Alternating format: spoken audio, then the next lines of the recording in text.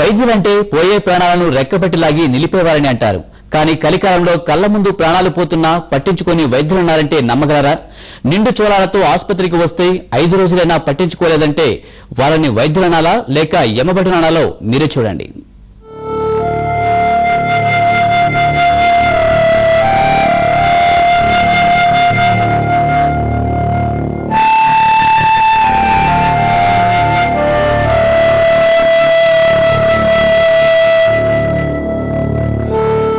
అది తిరుపతిలోని ఓ ప్రసూతి ఆసుపత్రి.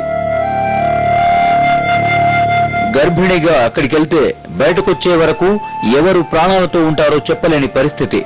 నవమాసాలు మోసి కన్నబిడ్డ కాన్పు కోసం ఆ ఆసుపత్రికొస్తే జన్మనిచ్చిన బిడ్డను కళ్లారా చూసుకునే లోపే ఏమైనా జరగొచ్చు. విధిరాతను కూడా మార్చగల అపర బ్రహ్మలు అక్కడి డాక్టర్లు.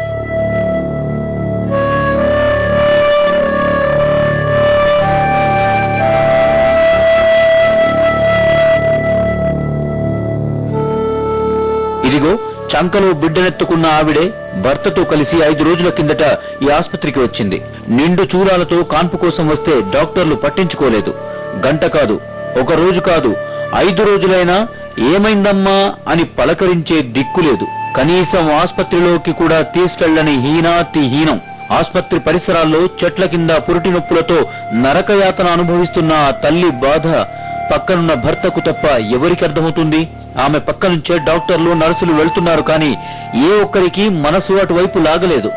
ఎందుకంటే మనకెందుకులే అన్న నిర్లక్ష్యమే. కాకపోతే మరేంటి, నిండు గర్భిణి అష్ట కష్టాలు పడుతుంటే ఆసుపత్రిలోనికి తీసుకెళ్లి పరిస్థితిని చక్కదిద్దాల్సింది పోయి మాట్లాడిన పాపాన పోలేదంటే ఎంత దారుణం, ఎంత ఘోరం. అసలు మనుషుల మధ్య ఉన్నామా? భార్య పరిస్థితి చూసి 5 రోజులుగా ముద్ద ముట్టక కనురెప్ప మూయక కంటికి రెప్పలా ఆమెను చూసుకుంటున్న భర్తకు ఓపిక నశించి వైద్యుల కాళ్ల వేళ్లా పడి బతిమాలాడు. మాది కాళేశ్వరం అండి. మేము చాలా పేదవాళ్ళము. మేము 5 రోజుల ముందు వచ్చాము ఇక్కడికి.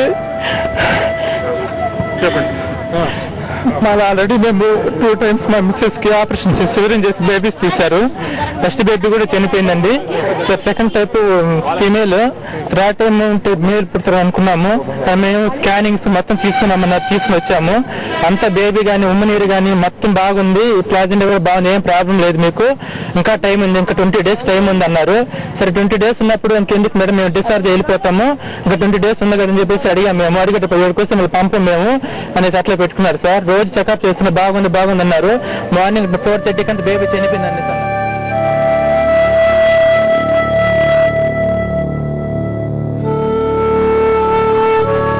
అయినా ఆ బండరాయి గుండె గల డాక్టర్లు అతన్ని కరుణించలేదు. ఆపరేషన్ చేయాలని మళ్లీ 5-6 గంటలు అలాగే ఉంచారు. తీరా ఆపరేషన్ థియేటర్ కు తీసుకెళ్లాక కడుపులో బిడ్డ చనిపోయిందంటూ చావు కబురు చల్లగా చెప్పారు. 5 రోజుల నుంచి ఆసుపత్రి ఎదుట డాక్టర్ల కరుణా కటాక్షాల కోసం వేచి చూసిన ఆ కన్నతల్లి రోదన చుట్టుపక్కలున్న అందరినీ కలిసివేసింది. సకాలంలో వైద్యులు స్పందించి ఉంటే బిడ్డ తల్లి క్షేమంగా ఉండేవారని ఆమె వేదన చూసిన ప్రత్యక్ష సాక్షులు అంటున్నారు. రెస్పాన్స్ లేదు, నిజంగానే బాధేసింది. ఒక నిరుపేదగా వచ్చే ఎవరు ఏ హాస్పిటల్ వస్తే ఎక్కడైనా సరే అది రెస్పాన్స్ లేదు.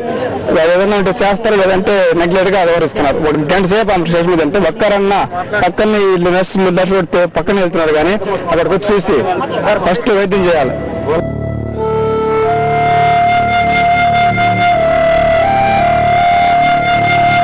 డాక్టర్లు ఎవరు రాలేదు. 3 ఆపరేషన్స్ ఉందని చెప్పారు. కనీసం 3 ఆపరేషన్సే కదా అని నెగ్లెక్షన్ చేశారు. 3 ఆపరేషన్లు ఏం చేసేదండి, ఇంకా ఏమైనా ఆపరేషన్ చేస్తాము అని చెప్పి నెగ్లెక్షన్ చేశారు. ఒకవేళ తల్లి బిడ్డ చనిపోతే ఏం చేస్తారు? అంతేకాదు, ఆసుపత్రి సిబ్బంది ఎంత దారుణంగా వ్యవహరిస్తున్నారంటే అనారోగ్యంతో ఇదే ఆసుపత్రికి వచ్చిన ఒక మహిళకు చికిత్స చేసేందుకు సుతారము ఒప్పుకోలేదు. చివరకు సీరియస్ గా ఉంది, అంబులెన్స్ ఇవ్వండి వేడుకున్నా ఆ తెల్లకోటు వెనకాల ఉన్న కఠిన పాషాణ హృదయాలు కరగలేదు. దీంతో స్ట్రెచర్ పై ఆమెను పడుకోబెట్టి అక్కడి నుంచి రియా ఆసుపత్రికి ఆమె భర్తే తీసుకెళ్లాడు. ఇది తిరుపతి ప్రసూతి ఆసుపత్రి ఘన చరిత్ర. వైద్యులు మాత్రం తమ తప్పేమీ లేదని ఎలా బుకాయిస్తున్నారో చూడండి. స్టాఫ్ లేరని రిపీటెడ్ గా పెడుతున్నామండి. అనస్థిషియా ప్రాబ్లం మాకు మెయిన్ గా అనస్థిస్ట్ ప్రాబ్లం. అనస్థిషియా యూనిట్ కోసం మేము పోరాడుతున్నాం ఒక 3 సంవత్సరాలుగా. సీఎం గారు వచ్చి అష్యూరెన్స్ ఇచ్చారు, 2 units అని అనౌన్స్ చేశారు. అది ఇంకా రాలేదు. జరగాల్సిన ఘోరం జరిగాక ఏమనుకుంటే ఏం లాభం?